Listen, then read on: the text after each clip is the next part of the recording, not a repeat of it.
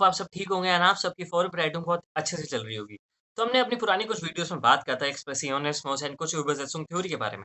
तो आज भी हम यूबरसेत्सुंग थ्योरी करेंगे and the name of the Ubersetzung theory which we will do today is skopos theory and it was developed by Hans J फेरमीर। आप फेरमीर भी कहते हैं, कुछ-कुछ शॉर्ट नेम में हंस जे फेरमीर भी होता है, तो इनका फुल नेम है हंस जोसेफ फेरमीर। ठीक है? तो अगर आपने काथरीना राइस वाली यूबरसेत्सुंग थ्योरी देखी होगी, तो ये थोड़ी इंटर रिलेटेड हैं और आप ये भी मान सकते हो कि स्कोपस थ्योरी में इन दोनों का हाथ है। काथरीना राइस का और हंस जे फेरमीर का। काथरीना राइस की पहले थ्योरी आई बट बाद में हंस जे फेरमीर ने उसको थोड़ा आइडिया लेके और आगे बढ़ाया अपनी स्कोपस थ्योरी को, ठीक है? इतना क्लियर है?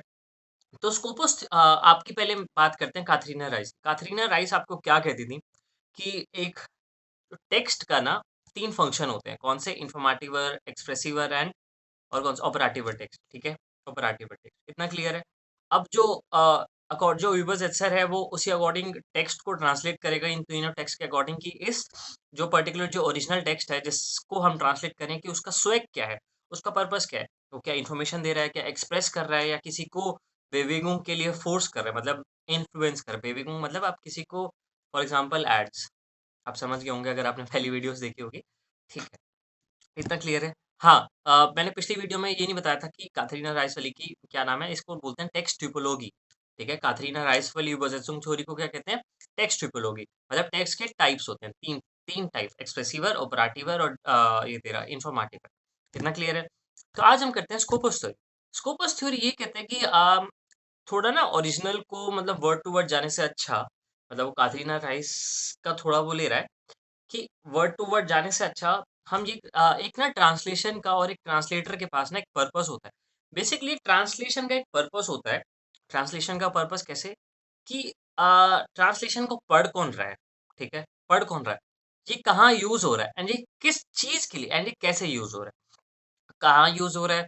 मतलब एक न्यूज़पेपर में यूज़ हो रहा है या स्कूल बुक्स में यूज़ हो रहा है, ठीक है? कौन पढ़ रहा है? बच्चे पढ़ रहे हैं या बहुत सारे इंटेलिजेंट या जिनको बहुत नॉलेज है, फिलोसोफर्स पढ़ रहे हैं। एंड इस टेक्स्ट का क्या पर्पस है? इन वही काथरीना राइस वाला इन्फॉर्मेटिव है, एक्सप्रेसिव है, क्या क्या पहुँचा रहा है, ठीक है?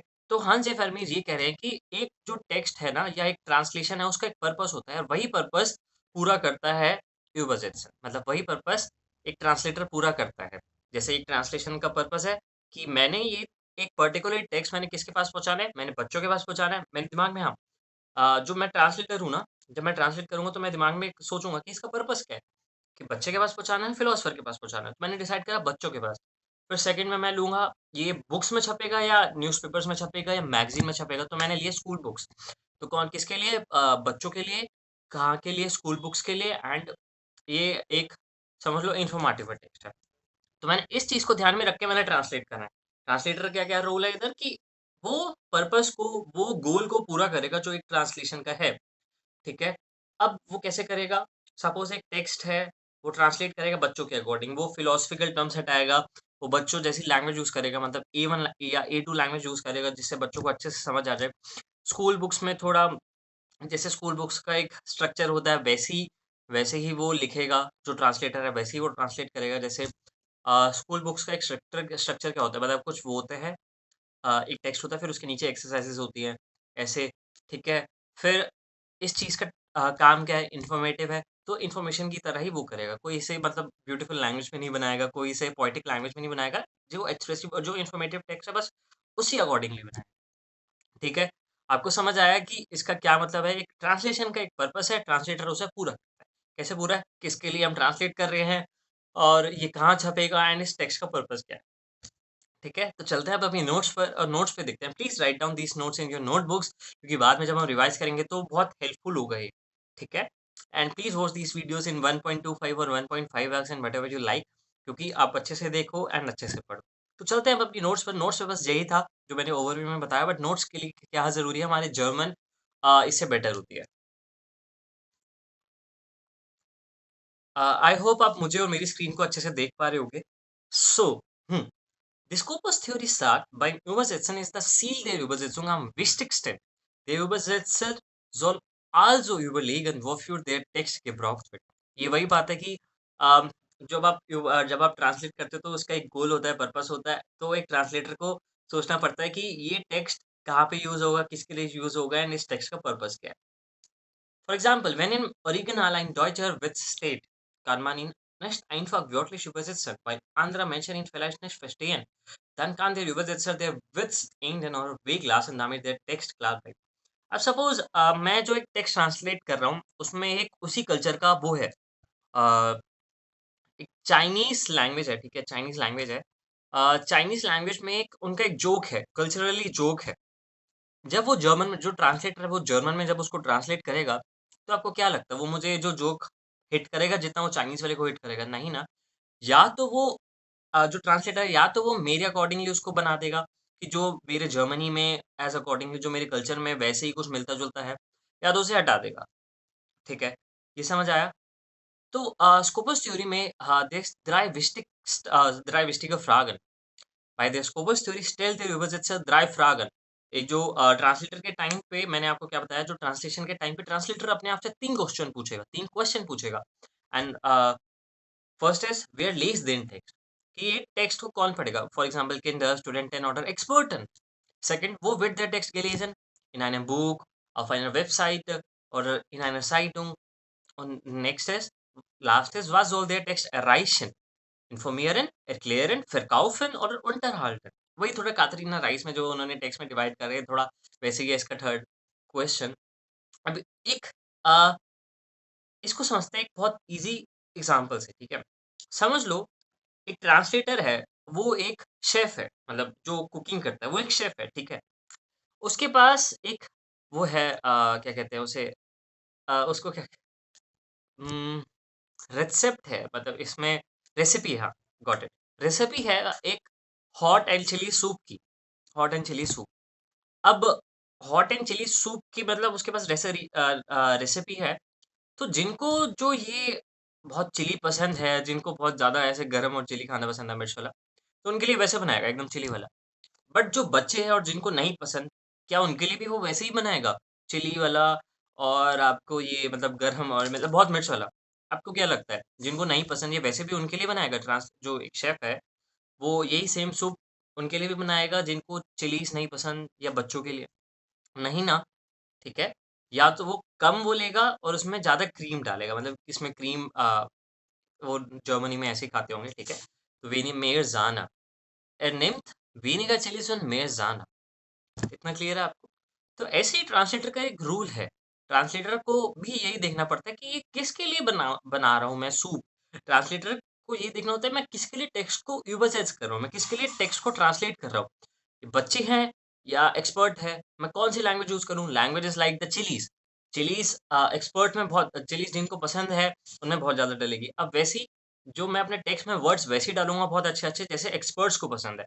अब बच्चों में मैं चिलीज़ डाल सकता हूँ? नहीं, जिनको नहीं पसंद मतलब बच्चों में मैं वो डाल सकता हूँ, क्या कहते हैं, ये एक्सपर्ट्स वाले वर्ड्स यूज़ कर सकता हूँ? नहीं। तो वैसे ही मैं बच्चों के अकॉर्डिंग बच्चों वाले ही वर्ड्स यूज़ करूँगा। तो यही मेरा रोल है ट्रांसलेटर का, ठीक है? ट्रांसलेशन एक पर्पस लाता है और ट्रांसलेटर उसको पूरा करता है। ट्रांसलेटर कैसे पूरा करता है? वो 3 क्वेश्चन पूछता है अपने आप से, किसके लिए? कब? कहाँ, मतलब किसके लिए? ये कहाँ छपेगा? और मतलब कैसे छपेगा और इस टेक्स्ट का पर्पस क्या है? कितना क्लियर है? Genau so arbeitet die Scopus-Theorie. Der Übersetzer verändert den Text, damit das Ziel der Übersetzung erreicht wird. थोड़ा drei wichtige जो Frage थे उसके एग्जांपल्स पढ़ते हैं। Erster ist, wer liest den Text? Beispiel: Ein Text über Umwelt. Wenn Kinder den Text lesen, einfache Wörter und Kurzsätze, मतलब जब बच्चे पढ़ेंगे तो बहुत छोटे-छोटे या easy sentences. और जब wenn Wissenschaftler den Text lesen, viele Fachbegriffe und genaue Informationen. Der Übersetzer muss den Text an die Leser anpassen. कितना क्लियर है? जो ट्रांसलेटर है उसको वैसे ही टेक्स्ट को बनाना है जैसे उसका लेज़र पढ़े, जैसे अपने लेज़र को ध्यान में रख के उसने अपना टेक्स्ट बनाना है easily. Second ist, wo wird der Text gelesen? Ein Text über eine touristische Stadt, in einer Zeitung, mehr Informationen und Fakten. Auf einer Tourismus-Webseite, kurze, interessante Sätze, die Touristen anziehen. ठीक है, अब वही कि ये text कहाँ पे छपेगा? या तो ये टेक्स्ट न्यूज़पेपर में छपेगा। फॉर एग्ज़ाम्पल एक टूरिस्ट का इन्होंने एग्ज़ाम्पल लिया। एक टूरिस्ट के लिए जब हम एक एग्ज़ाम्पल लेंगे, अगर वो क्या कहते हैं, अगर एक न्यूज़पेपर में छप रहा है, न्यूज़पेपर का आपको स्ट्रक्चर पता होगा, उसमें थोड़ा इन्फॉर्मेशन होती है। मेन हेडलाइन होती है, फिर उसके नीचे सब टेक्स्ट होता है। मतलब फुल टेक्स्ट होता है, उसके इन्फॉर्मेटिव टेक्स्ट होता है। तो उसमें बहुत सारी इन्फॉर्मेशन डालेगा, मेर इन्फॉर्मेशन एंड फैक्ट है। बट अगर मैं यही ऐड में दिखाऊँ, तो मैं क्या न्यूज़पेपर वाला स्ट्रक्चर फ़ॉलो कर सकता हूँ? नहीं। तो मैं क्या करूँगा, मतलब छोटे-छोटे बहुत इंटरेस्टिंग सेंटेंसेस लूँगा और या छोटे-छोटे मतलब बहुत क्लिप्स लूँगा या छोटे-छोटे एक ऐसे लाइन्स लूँगा जो उस चीज़ को डिफाइन करेंगे, जो उस प्लेस को अच्छे से डिफाइन करेंगे, ठीक है? Nächstes, was soll passieren? Ein Text über ein Hotel. Wenn deswegen Informationen der Text erklärt nur Preise, Zimmer und Lage. Wenn deswegen Werbung ist, der Text benutzt schöne Wörter, damit Touristen das Hotel buchen. जब अगर information की बात आ रही है, तो information की बात आ रही है, तो कैसे टेक्स्ट होगा मतलब उसमें प्राइस बताया जाएगा, उसमें रूम्स भी बताया जाएगा एंड उसका वो मतलब एटमॉस्फियर भी बताया जाएगा। अगर यही टेक्स्ट मैं ऐड के लिए यूज़ करूँ, तो मैं क्या पहले यही बता दूँगा जस्ट तो क्या मैं यही बता दूँगा मतलब टेक्स्ट में कि हाँ भाई इसका प्राइस जैसे आप एक चीज़ को एडवर्टाइज़ कर रहे हैं, तो एडवर्टाइज़ करने में पहले आप उसका वो बताते हो कि अ, रूम्स के अंदर ऐसा-ऐसी चीज़ें हैं, इसका प्राइस अकॉर्डिंगली ये है, अगर आप लोगे तो मैं इसको डिस्काउंट दूँगा। पहले वेयरबुम में हम जब वो करते हैं तो उसमें बहुत अच्छी लैंग्वेज यूज़ करते हैं ताकि अ, होटल को बुक करें। हाँ, हम एडवर्टाइज़मेंट में देते हैं बट लास्ट में देते हैं, पर किसी-किसी एडवर्टाइज़मेंट में नहीं देते हैं, ठीक है? तो यही था स्कोपोस थ्योरी एंड प्लीज़ आप उसको याद रखना जो काथरीना राइस का था अ, जस्ट गिव मी अ स हाँ, राइस का था, क्या था राइस का? इसमें अगर एग्ज़ाम में क्वेश्चन पूछा गया तो राइस का कौन-सा था? काथरीना राइस का। तो टेक्स्ट टिपोलॉजी, ठीक है? Text typology. तो आप ये समझ सकते हो कि स्कोपोस थ्योरी दोनों की ही कंट्रीब्यूशन है। हांस जे फेरमेर और काथरीना राइस की। इतना क्लियर है? बट अगर बस काथरीना राइस का आ रहा है, अगर स्कोपोस थ्योरी नहीं ऑप्शन है और कुछ है ना तो text typology is the correct answer. ठीक है? आई होप ये सब क्लियर होगा आपको स्कोपोस थ्योरी सब क्लियर होगा कि what is skopos theory and all. तो चलते हैं हम अपने एंड पर। आई होप ये सब क्लियर होगा तो मिलते हैं हम अपनी नेक्स्ट वीडियोज़ में एंड मैं आपके लिए बहुत सारी शॉर्ट्स डाले जा रहा हूँ जर्मन नॉलेज की एंड अभी स्विट्ज़रलैंड और ओस्टरराइश की भी डालूँगा और लाइechtenstein की भी डालूँगा जिससे पेपर में हमें ईज़िली हमें जर्मन नॉलेज आती है मतलब जर्मन नॉलेज नहीं जनरल नॉलेज आती है, ठीक है? जैसे जर्मन जर्मन कर के मेरा जनरल भी जर्मन आ रहा है। तो आई होप ये सब क्लियर होगा तो please watch watch the shorts and उनके अगर आप नोट्स बना सको तो प्लीज़ वो भी बना लेना। अगर नहीं बनाना तो कोई नहीं मेरी वीडियोज़ है आपके लिए। उसके नोट्स चले या नहीं चले उसकी बात है। पर इस इन सब चीज़ों की जो मैं बड़ी वीडियोज़ बना रहा हूँ इन सब के नोट्स इम्पोर्टेंट है, ठीक है? तो आज के लिए बस इतना ही तो auf Wiedersehen, vielen Dank, bis dann।